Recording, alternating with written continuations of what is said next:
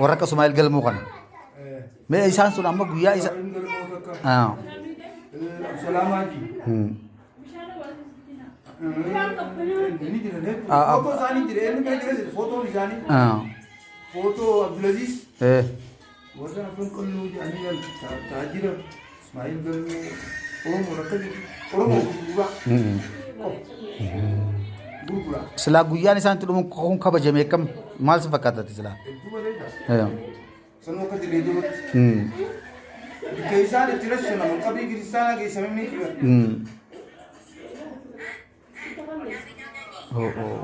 Qabrii kiristaanaa Ismaa'il Galmoon bar Absalaamaa jechuudha. Awwaal bibar haareetti akka Oromoon qabaa'u seentitti. Nam jaatam jedhamni sun kan dhageetti. Ismaa'il Galmoo maaliin qabattuun isaa ajajaanii maqaa isaatiin maqaa isaa qabatti. Qabattuun isaa hin yaadamne sibiilli isii qarshi. Kaniin qaban. Kaanis bukkee kan qaban daaba. Daaban qabajan kaanis. Tokko qabattoo isaatiin qabattoo ajajaanii hodhisiifate. Asii biyya arabaa keessa. Jaarummaa keessa. Jaarummaa keessa.